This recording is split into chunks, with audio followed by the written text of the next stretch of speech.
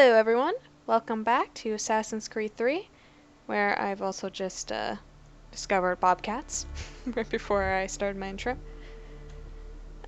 In the effort of trying to get away from some enemies that were down there. Yeah, Assassin's Creed 3. Yeah, I just like frizzed out my memory immediately. Wow. What was I doing down here? Oh, right. Right, I kind of remember what I was doing down here. Oh, shoot. So I have Hunting Society. Did I stop down here? Maybe I did. We've got a viewpoint, got a homestead mission, we got a curio mission. I might as well just continue going around, so let's go do that. First we should, of course, the second I start recording, my throat starts hurting. Let's finish off a few more of these codex I'm behind on. So bobcats can be dangerous, but they flee from a tough fight. Their senses are keen. They will usually stalk their prey until they're close enough. Bait, poison darts.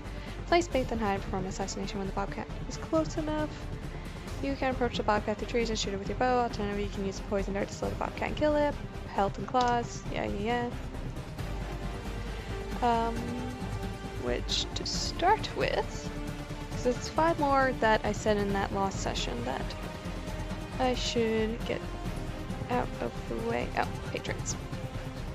Patriots were colonists who united against the British government in a revolutionary war. Although at the time of the revolution, patriot was something of a negative term. What we call patriots today were more likely to be called Whigs, or if you were loyalist, rebels. Our patriot motto was no taxation without representation. Our great phrase for rabble-rousing, though a poor choice of catchphrase for, say, a game show host. It's also a phrase that required a bit of unpacking for a modern audience, by which I mean you, Desmond. The colonies didn't elect representatives to the British legislature, and because of the travel distance between Britain and America and the distant lack of aeroplanes, it wouldn't have been practical. Instead, patriots wanted to be governed by representatives within the colonies. Of course, they did have legislatures already, but those were rather prone to being shut down by the British appointed governors whenever they didn't behave properly, or do exactly what the governor wanted. It's hard to know how many people in the colonies were patriots. The best guess is between 40 and 45% of the population. The rest were either declared loyalists or people who decided to remain tactically neutral. Probably a wise choice given that both sides were known for seizing property of their enemies. Which is when we then continue on to loyalists. Loyalists were colonists who sided with the British during the Revolution. They were also known as Tories, Royalists, and Kingsmen, and probably also by their enemies as those bloody arse-kissing ninny hammers, among other things. Well, being a loyalist might seem to you like the bad guys. That's only because you know the Patriots won. It's very easy to use history to look smart, even if you're subjected to the American education system. And system is a strong word. It's a system, just not an educational system. Anyways, in fact, by some estimates, as many as 1 in 5 colonists were actively loyalists, and many more tried not to pick a side altogether. I expected the version of the story you heard go something like the loyalists were traitors who betrayed their fellow Americans to the British. No, because I'm Canadian, so it's much more biased narrative. That's probably more on the British side, especially since all the loyalists then came up to our country and joined our colonies that would later become my country, so yeah. Also, I'm recording this a day after Canada Day. I was going to record it yesterday, and then I just didn't, because I also thought it would be hilarious to record a game about the American Revolution on the day that the Canadians separated from Britain. Less violently, because we tried the violent way and it didn't work. It got shut down immediately, so it's like, okay, let's try this whole negotiation thing. That one worked. Imagine that. Anyways, that's a nice little fiction, since the loyalist perspective, the opposite was true. The colonies were founded and owned by Britain. The colonists were therefore British citizens. Thus, the rebels trying to disobey the king were the real traitors here. Aha, you see? You're a country of traitors. Try spending that. Actually, I can't. They probably still be considered traitors because we did separate. We just didn't fight our way out as much. Anyways, you also have to be pretty brave to be a loyalist, particularly if the people in your community were patriots. Known loyalists were frequently dragged from their homes, being burned with candles, and tarred and feathered. That's just in case you suffered from the delusion that patriots always took the moral high ground. There's not a single side that ever takes the moral high ground consistently. locations? Are there? Yes. Pocket boroughs. One of the issues surrounding the American Revolution was that colonies had no representatives, and thus no say in the British Parliament. To add insult to injury, some parts of the United Kingdom that had no actual residents did have seats in Parliament. This essentially meant landowners could give the cushy government appointments to whomever they wanted. These areas were known as pocket boroughs because the landowner had them in his pocket, or run boroughs. A fun game is to guess why. One of the worst examples was a borough of Old Sarum, which had no voters and 2 seats in Parliament. However, it wasn't the only one. Pocket boroughs were numerous. As of 1761, it estimated that 250 of the 558 parliamentary boroughs were under the kind of patronage, and the problem wasn't really corrected until the late 19th century. Yeah, sounds right. So when the colonists were playing the British government was hopelessly corrupt, they had a point. The way it was taught to me was, I don't know if I was talking about this particular place, but the example my prof used was like, hey, here's a hill. It used to have a medieval town that had the right to send representatives to Parliament. That town is gone. It's now owned by one guy. It's just a hill, but this one hill can send, like, someone to Parliament. And it's just owned by one person, so that one person could vote for whoever they wanted. So yeah. Also, something like really weird situations where it's like one super large town would have one representative, but this tiny little, like a city would have one representative, but like this, like, old medieval town would have like 3. Or something weird like that. I think also universities were allowed to send their own as well. I don't know, it's been... Political history is not my forte, and it's been a while since I've taken that class, but yeah, pocket boroughs were a problem in Britain as well. And I get what Americans would be upset about that. I don't know where this one would be. Events? Boston? Aha! Stamp Act. Date passed March 22nd, 1765. The Stamp Act was the British government's attempt to recoup some of the money they spent during the French and Indian War by taxing the American colonists, who theoretically benefited most from it. Parliament chose a stamp tax because it was simple, easily implemented, and the colonists couldn't smuggle their way out of paying it. All papers, from newspapers to legal documents to lawyers' licenses, would need to purchase a government stamp to be used. Colonists, however, didn't think the British had the right to tax them at all, since there were no colonial representatives in Parliament, hence the snappy revolutionary slogan, "No taxation without representation."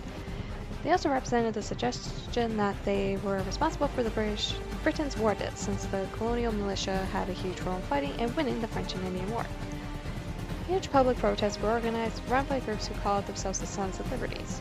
Merchants declared a boycott of British goods. Perhaps most importantly, the people assigned to collect the tax were threatened and intimidated into resigning. The Massachusetts stamp distributor was even paraded through Boston by the Sons of Liberty and forced to resign in the Liberty Tree. No stamp taxes were ever collected, and the British repealed the Stamp Act in March 1766. So about a year. But it wasn't an entire victory for the colonies. Parliament then passed something called the Declaration Act, essentially stating the British had an absolute right to tax the colonists, and there wasn't anything the colonists could do about it. Nothing, that is, except start their own country. I always fancied doing that. And Sean, you would be the traitor. I'm probably back to locations. Only one more. Other than the ones I just never gone to at all. Yeah. I don't think it's in this one. Nope. Oh, I was doing well. There we go. Davenport Homestead. This lovely little collection of buildings was the headquarters for the original Assassin's Order of the Colonies, a modest messiah, if you will. Sometime during the 7th Years' War, the Templars made their move and destroyed it during their Assassin's Witch Hunt. By which I mean there was a witch hunt for assassins, not that there were assassin witches. There has to have been one. Can I have this? Can I have a DLC of an assassin witch? Please. Anyways, Achille survived the attack and stuck around to keep the manor standing, barely by the looks of it. Once Connor came along, it flourished again for several decades, even surpassing its former glory. Then it suddenly vanished early in the 19th century. Any manor that can suddenly vanish is both interesting and unsettling in the same measure, though probably not a great investment. Not unless you like that kind of stuff. So we got a few groups we haven't talked about. We have one. Okay, let's do this.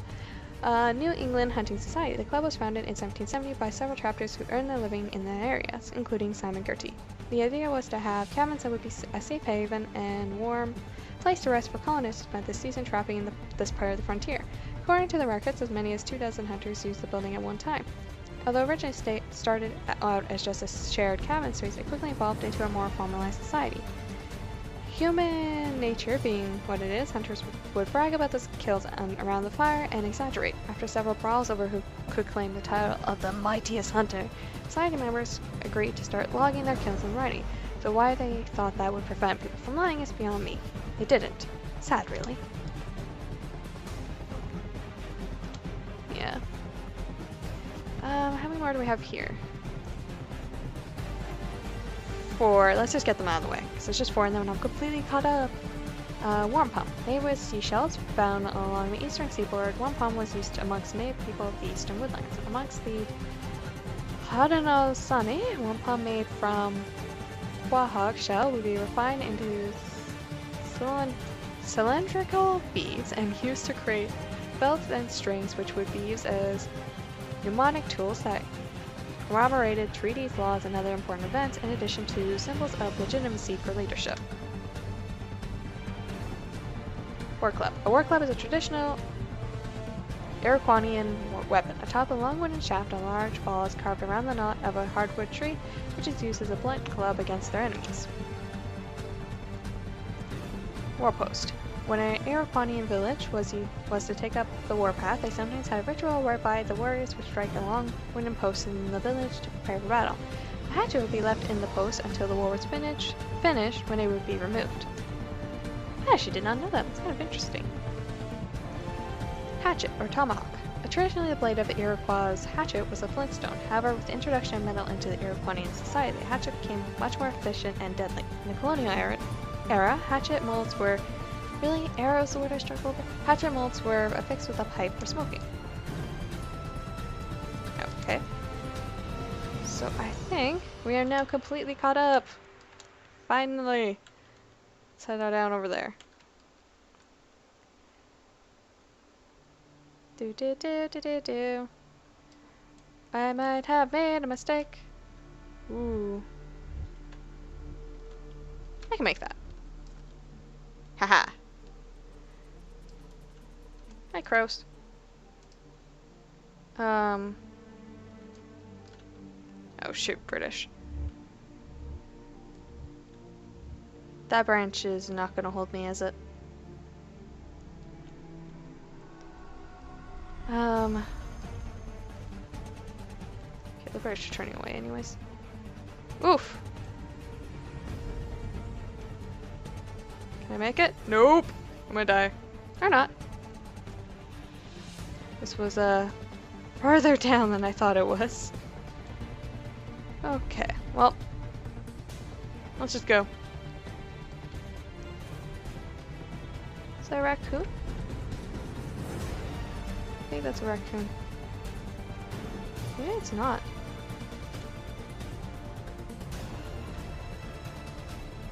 Nope, it was a raccoon. We haven't discovered raccoon yet in this area. I'm glad we get our arrow back when we do this, usually. That is useful.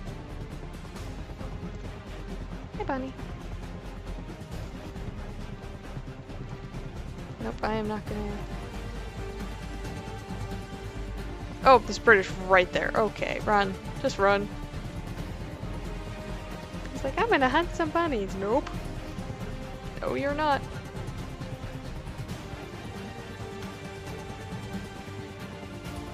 Okay, good on you for randomly switching in last minute. Ooh, gravestone. Or graveyard. I know, probably.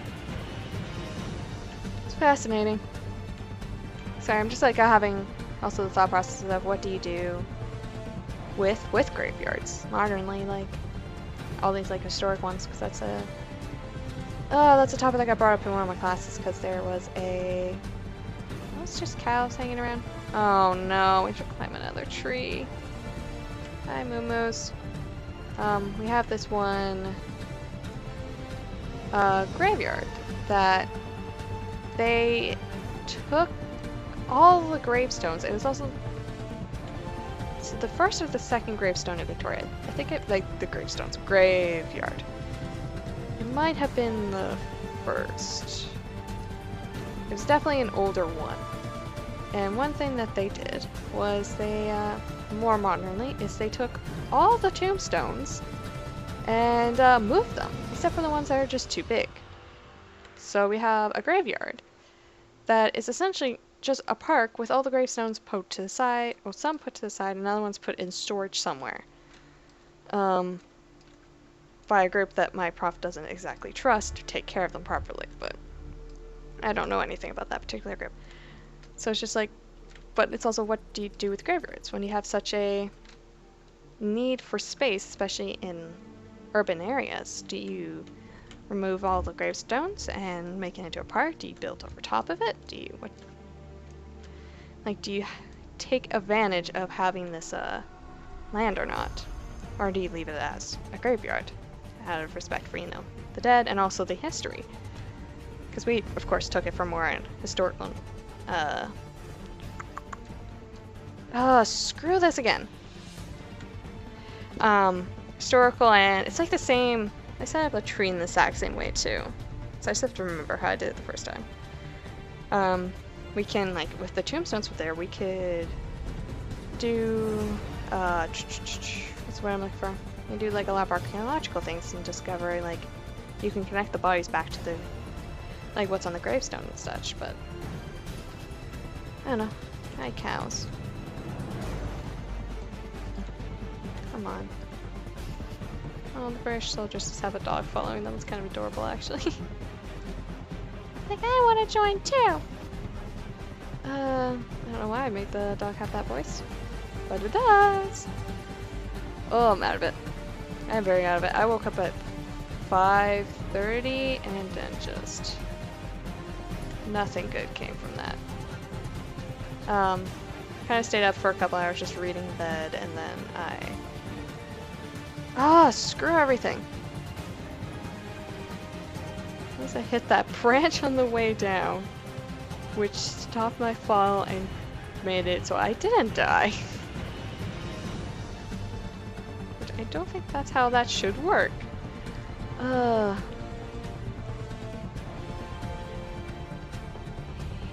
hate trees. Or I hate tree viewpoints. I don't think I can climb that way up.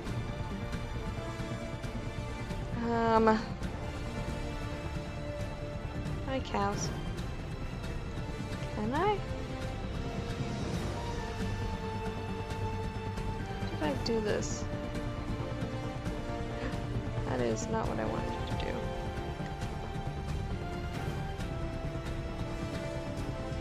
Nope! Oh, screw this. Okay, how did I do it the first time? Ugh. It is very hot. But yeah, I like stayed up a couple hours just reading, and then I fell back asleep about 9, and then did get up till 1. So now I'm just out of it. Enemies will detect me because I've been climbing trees. How dare I? Hey, Moo. I haven't pet you. No. You're a good cow. You don't judge me. Eh. Must start to fall off the desk. Okay. Stupid tree. Ugh.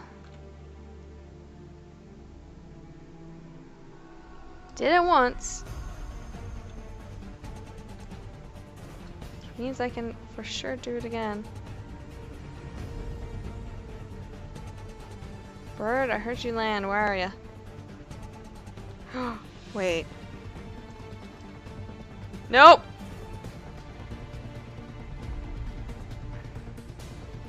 I hate you. At least you didn't die, but I hate you. Ugh. At least you're not being annoyed about these branches. So you normally— oh my gosh. At least you're not being annoying. Yeah.